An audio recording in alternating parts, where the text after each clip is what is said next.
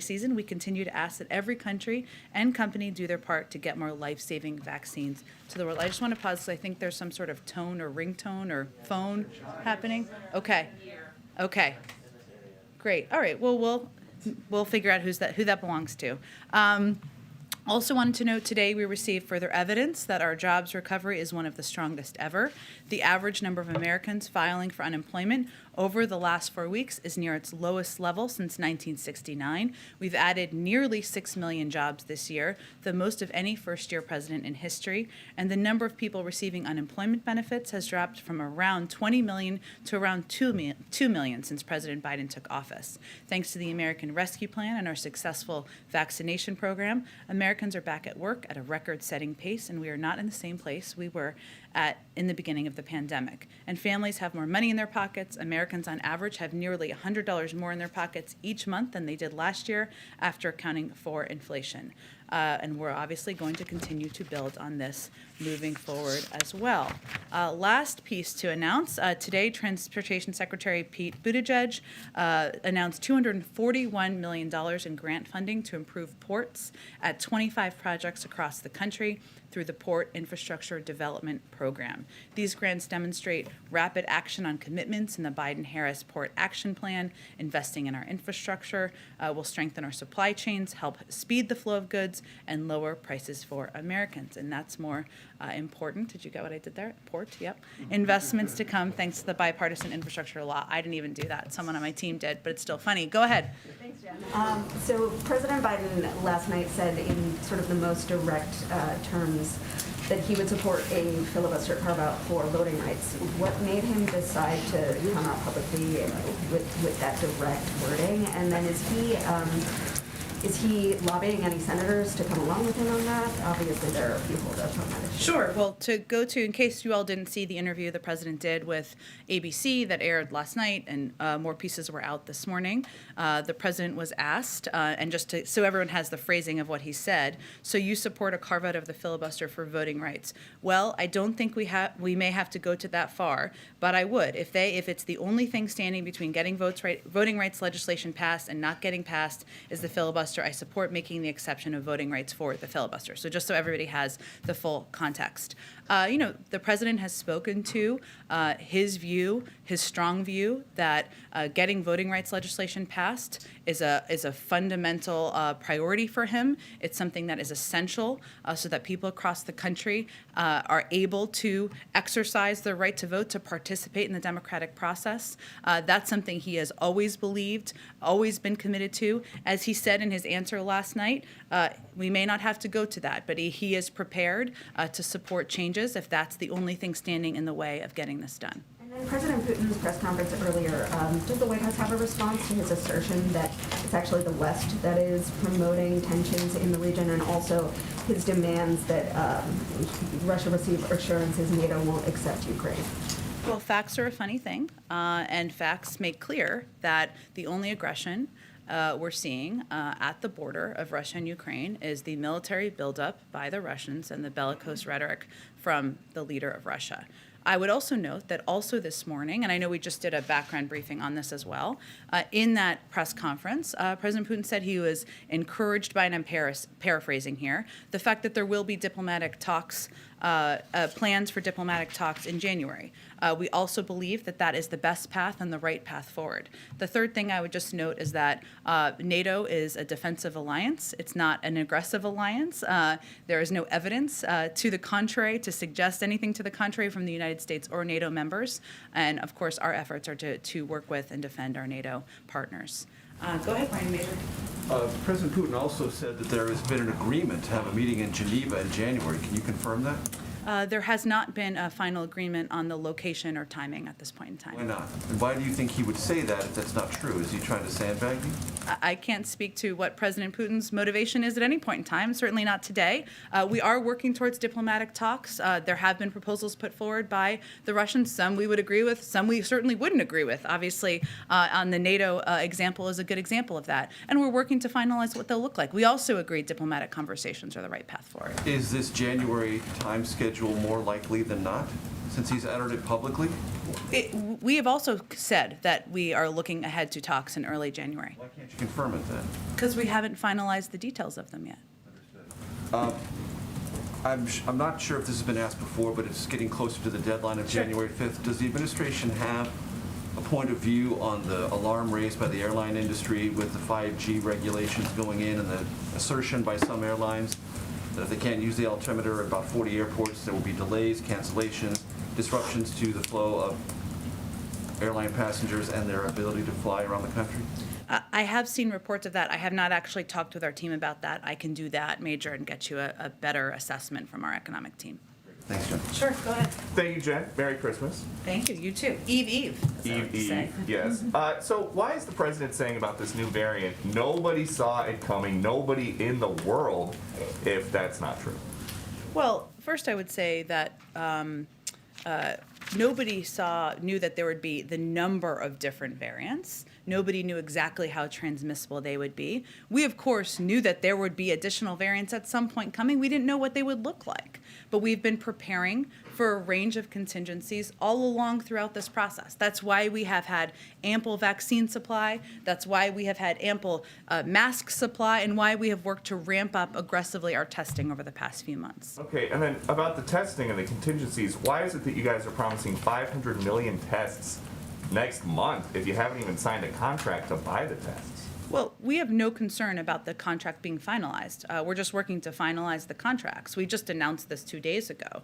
But we don't see any issue or any halt to getting that done and to finalizing that. That's a natural part of the process. What I can tell you, Peter, about the process to date, because I know there's been a lot of questions about this, is that when we saw a surge in demand in Delta, we took additional actions to expand the over-the-counter test market. You may not remember this, but if you look back to the period pre-Delta, actually a lot of these testing companies, there was so little demand, they were laying people off around the country and around the world because there was not demand.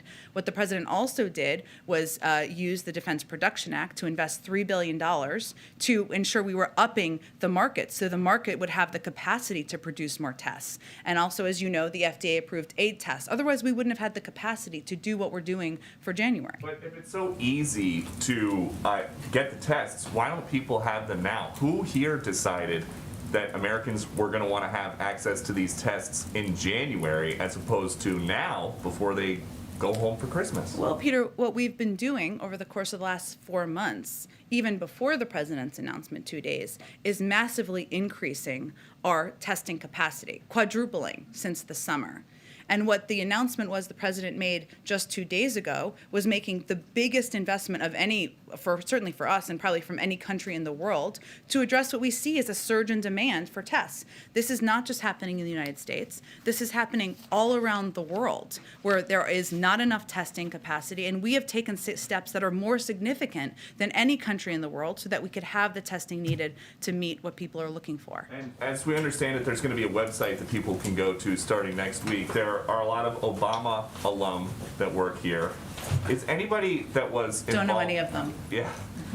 Is anybody that was involved in the creation of healthcare.gov going to be involved in the creation of this new website? Well, I don't know all the staffing particulars about the creation of the website. What I can tell you is that we've been planning for the website to be ready when tests start to be ready. And the website will ensure tests are available equitably and that they will be obtained with ready access. That is what we're trying to do as we are finalizing the design of the website. We're obviously not going to put the website up until there are tests available.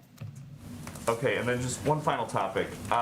Is the president taking crime in big cities more seriously now that a Democratic member of Congress, Mary Gay Scanlon, has been carjacked at gunpoint? Well, let me first say that we're relieved that she was not injured, and the president called her and spoke with her this morning as well. It is absolutely unacceptable for any American, whether they're a member of Congress or not, to be victimized by crime like that. We have been stepping up federal law enforcement efforts for some time now, obviously prior to this carjacking, and we're giving communities historic levels of funding through the rescue plan to fight crime, make neighborhoods safer by supporting programs to interrupt violence, hiring additional additional law enforcement officers and providing them with the resources and tools they've asked for. We're also helping communities through initiatives like the COPS program, which is putting 1,000 more cops on the beat. And the president's proposal in his budget is to add almost $300 billion in funding for these programs, more than it was even under the last president. And so just, if I may, final one, if the president is giving big cities historic levels of funding and members of Congress are going home and getting carjacked at gunpoint, then what else can the president do, or what else is the president going to do to keep people safe? Well, this is a priority for the president. I want to be clear that this proposal for additional funding for the COPS program has been something the president proposed several months ago. Obviously, we'd love to get that passed in the budget next year. We'd love to continue to step up a range of the programs we've had around the country, strike forces that have been helping individual cities, working with law enforcement partnerships to help individual cities, and that's something we're going to continue to do. The president has never supported defunding the police. He's always been an advocate for adequate funding and ensuring that police departments and community policing programs have exactly what they need. Go ahead. Yeah, I want to follow up on Alex's question on the filibuster, and I'm curious how the White House is going to deal with the slippery slope issue. We obviously already sidestepped the filibuster for the debt ceiling. What is the president going to say to Democrats who say if voting rights is important enough for a filibuster exception, why not gun violence? Why not climate change or immigration? Well, he's happy to have that conversation with Democrats, and certainly we expect that to be a part of the conversations that will be had in the year ahead. The president was asked about voting rights specifically and the filibuster specifically. He said, I would just reiterate that he doesn't think we'll have to go that far, but he was very crystal clear in his answer that he supports making the exception of voting rights for the filibuster, as was the question. I think the key piece we know at this point in time, which you know, is there aren't enough votes to change the Senate rules at this point in time. There are different ranges of options they're discussing in terms of rule changes, and we'll see where that ends up in January. So is the president open to also having a filibuster exception for those other Democratic priorities? I'll let the president speak for himself. He was asked a specific question. I think he answered it pretty clearly. And one other topic, the president said that he is meeting with his team to discuss potentially lifting the travel ban on those southern African countries. Is there any update about that? I don't have an update at this moment. I would just reiterate for you that this was never intended to be permanent. It was intended to be temporary, and lifting it is certainly our intention. Go ahead. Yes, I wanted to ask, I guess the government contracts for the 500 million tests specify that they would be for the January to March period. So does that mean that the goal of the administration is to have them all manufactured and distributed in the first quarter, or just manufactured, or? It's a great question. What I know here is that we expect to get the first set of the 500 million in early January, and we expect that the rest will come in the weeks to follow. I would be surprised if it was that distribution was required in that time, but I will check with our team to see. Also, some epidemiologists have criticized the administration for not being as focused on masking, and I wondered if the administration is considering, for example, sending N95 masks to Americans, which would have a longer use time as opposed to the testing. We have an abundance of masks at our disposal in the federal government, and we work with community health centers, rural health centers, a range of medical organizations to make sure that people have the supplies they need. And if that's something that, as we're engaging with a governor or a local health official, they need, we have ample supply in the government. So we are just addressing needs as they come up, but we have not seen a shortage at this point in time. Go ahead. Okay. I'm sorry. Just jumping on what Peter had said, another thing that the president said in his interview was, I wish I had thought about ordering 500 million tests 2 months ago. And I just wondered, we all knew variants were on the rise, the Christmas holiday season was coming. Why didn't anyone think of it in advance? Well, I would say we did take steps to rapidly increase our testing capacity as of the summer. And I would just go back to kind of the chain of events here to remind people of, and we forget, June was a long time ago, but before the Delta variant was on the rise, there was not a demand for testing in this country. There really wasn't. Then Delta obviously increased the demand. We also had to take steps as a federal government to build up the market because the market wasn't there to meet if the demand rose. what the president did with the Defense Production Act is to do exactly that, investing $3 billion several months ago to make sure we were building up the market, to make sure we had the capacity. There wouldn't have been 500 billion tests to order several months ago. So the $3 billion investment, the use of the Defense Production Act, actually increased capacity in the market. And that allowed us to quadruple our testing capacity and allowed us to get to this point where we're able to make the significant order that we made. I would also note that I said before, though, that, and also the FDA authorized 5 new at-home tests since October. So the fact that there's additional tests available has also meant that there's additional capacity out there and different kinds of tests we can order from. Go ahead. Jen, just to follow up on that, because it is the president who said himself that he wishes that he had thought about this idea 2 months ago. And public health experts have been saying for months, including 2 months ago, that there was not enough testing supply. So, why did nobody think of this, or did the president miss the mark here? I think what I conveyed just to Alex, but I'm happy to reiterate to you, is that the president and the team did take steps to increase capacity. Of course, if there would have been 500 billion tests and we would have known that there were these, very transmissible variants, that's one thing. But the president knew that we needed to increase testing capacity. That's why he used the Defense Production Act to expand the supply of at-home tests. Without that, we wouldn't have the supply in the market. I think the facts here are, though, important. I understand what you're asking, but I've answered it a couple of times. I'm trying to give you the facts and details so you can share them with your viewers. So using the Defense Production Act, without that and without 5 approved tests that have happened since October, there wouldn't have been the supply to order then. Those are all pieces that are important components of the process here. That's what I'm trying to convey. I guess, is the president not aware that there were these supply constraints? Because he's saying yesterday that he wishes he had thought of this 2 months ago. Is he not aware that there wasn't the supply at the time to purchase those 500 Well, million the tests? president wouldn't have taken the steps in September and October he had taken if we weren't aware that we needed to have increased supply. But also there wasn't the demand back in June for it, right? And Delta changed the mentality in the public for understandable reasons. And the fact that there were only a couple of approved tests just before October, there were only about 3 on the market, right, that we could have tapped into. The president, using the Defense Production Act and investing $3 billion, allowed for there to be an increase in production so we could order the huge number of supply that we're ordering now. Bigger picture here on Omicron. The president acknowledged yesterday that perhaps the government's response has fallen short in some regards. He said nothing's been good enough. You could argue we should have known a year ago, 6 months ago, 2 months ago. So did the administration do enough to prepare for Omicron, or is there now an understanding that perhaps there was more you could have done? Well, I think what the president was acknowledging, which he said in his speech a couple days ago as well, is that we're not where we need to be on testing.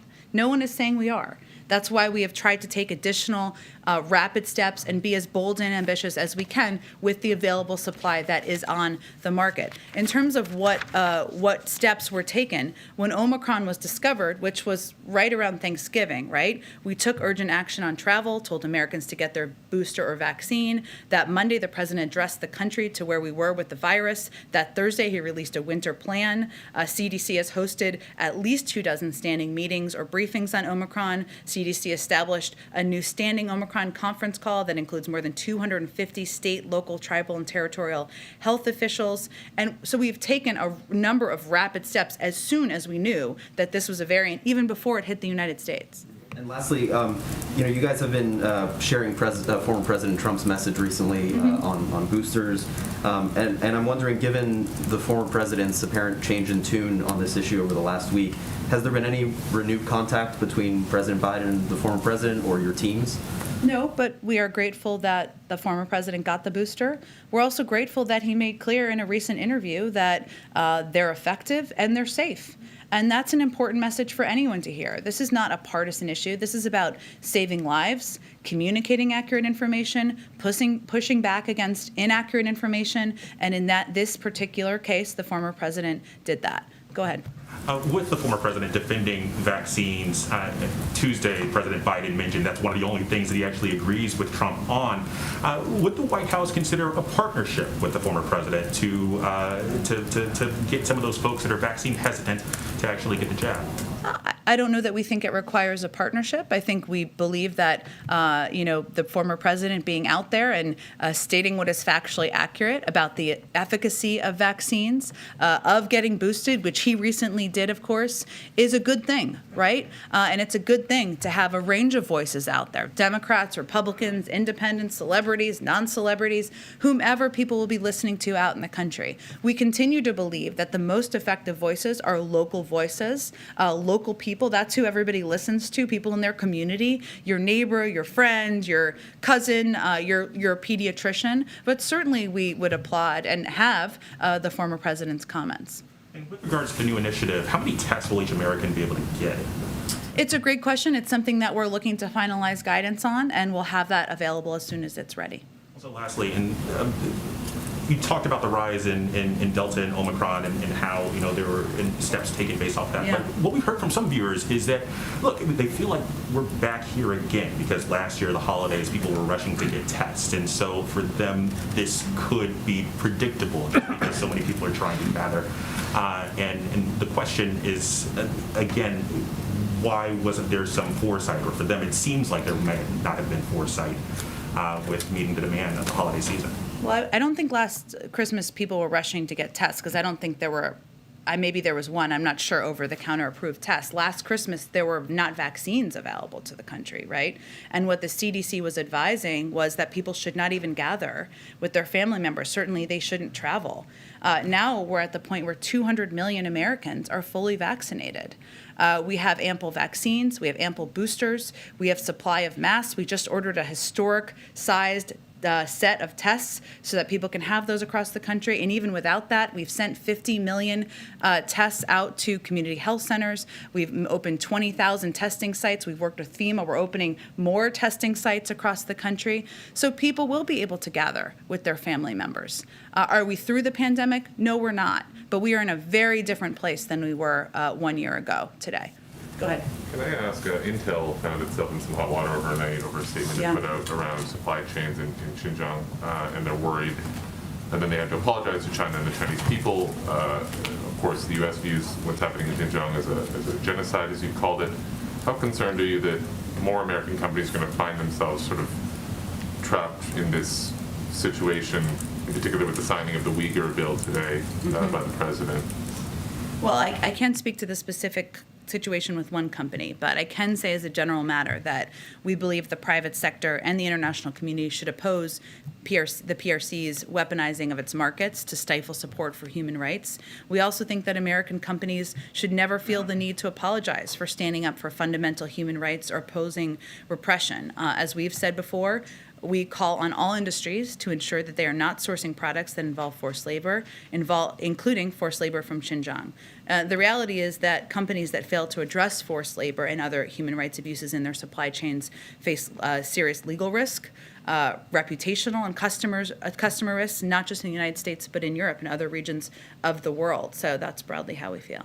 Can you just say briefly whether anyone in the administration spoke with any Chinese counterparts before the signing of this bill? Is there a concern that China will be upset by the president signing this bill? Was there any effort to smooth that over or not smooth it over? We had announced our support or intention to sign the bill. I can certainly check if there was any diplomatic engagement around that, but that was, of course, prior to today.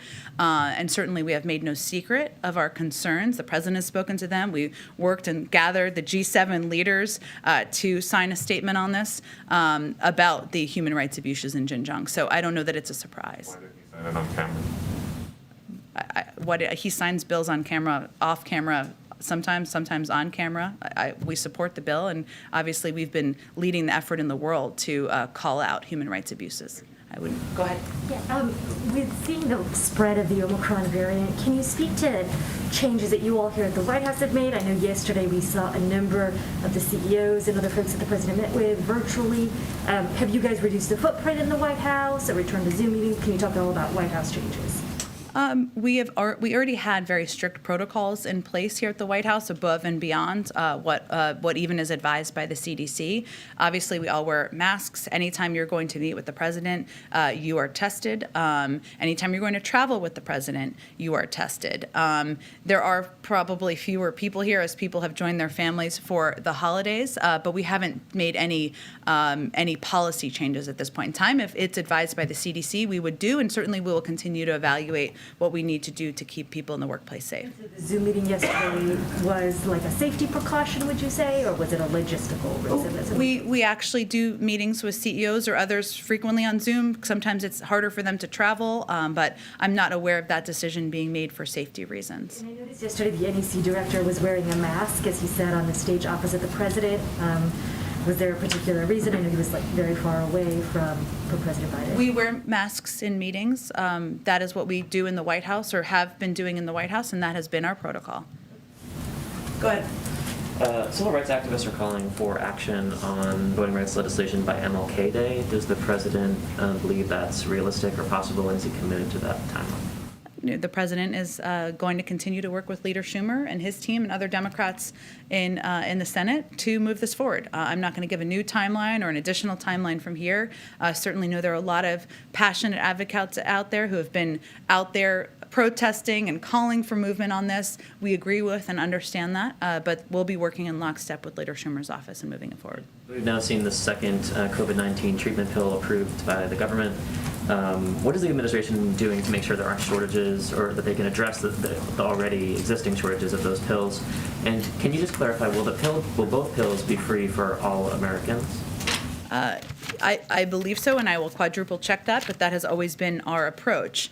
I would note that what we have done is we have purchased 10 million of the Pfizer doses. We know that just over 250,000 of those will be available in January. We will not get the full package of that, I think, until the summer. We've also purchased 3 million Merck doses, which were just approved today, and we expect to get the majority of those by the end of January. I think it's important to note what Dr. Fauci has said a number of times, just in terms of expectations for the American people.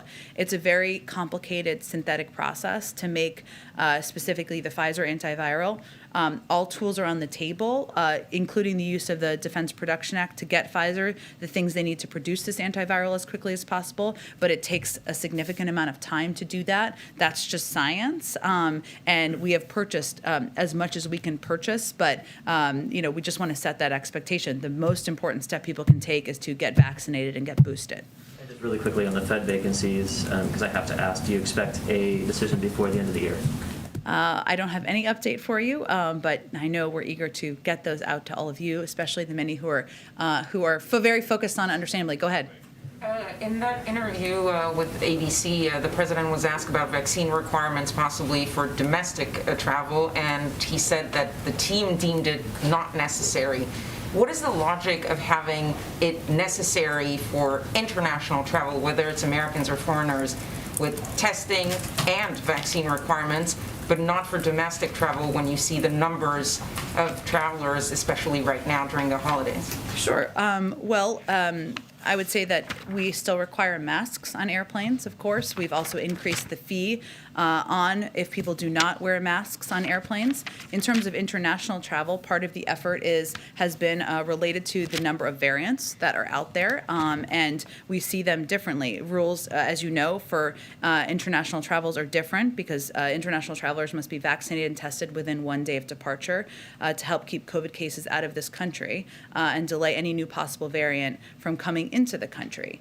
So we have not, at this point, aside from masking, put in place additional steps for domestic travel. A question on Russia. A few days ago, I think you said that you didn't want to put a deadline on those negotiations, those talks, and how it goes forward with the situation at the border with Ukraine. Does that mean that you guys are okay with the status quo? Like, how long is this can this situation be tenable, even if Russia doesn't take that extra step of aggression? We have talks that will be in January. We just haven't finalized the details of those, so that's really the next step. Thank you, Jen. Okay, thanks everyone. Merry Christmas to those who celebrate. Merry Christmas and Happy New Year. And Happy New Year, yes. Last briefing of 2021. Don't look so sad, everyone. Thank you, Jen. Thank you, guys. Have a happy holiday.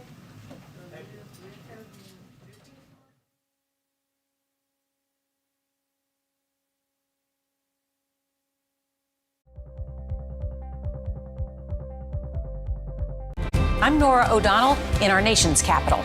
We're here at the White House with the President of the United States. Thanks for having me. I appreciate it. The Supreme Court building behind me is once again at the center of a monumental battle.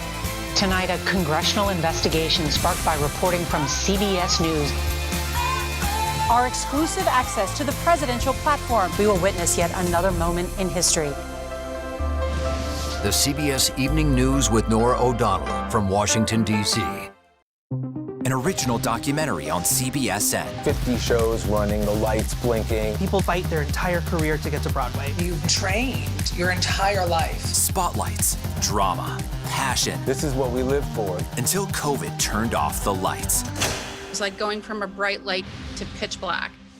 Scenes from Broadway's unique struggle with COVID. It was devastating. Broadway contributes about $15 billion to New York City's economy and 100,000 jobs. The sound team, the lighting team, everyone. The world does not realize how big this is. This is how we make money. This is a specialized industry. You don't tell a doctor to go get a serving job. Like, why are we different? Are we going to be able to pay our rent? Am I going to have food?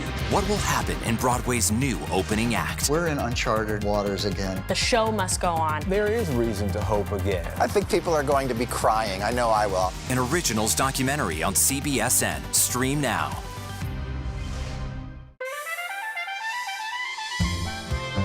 Welcome to CBS Mornings. Up next, stories you'll be talking about today. That's a big deal. People stop me on the street and say, I always learn something new every day when I watch your show. This morning, we're going to begin with some good news. Oh, you just put me in a good mood. Just follow me. I'll lead the way. There's always something new under the sun. CBS Mornings, weekdays on CBS.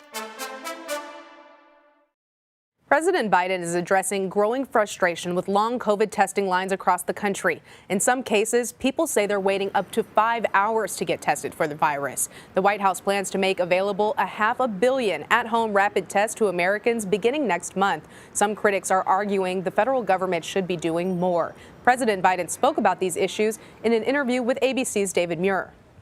Nothing's been good enough.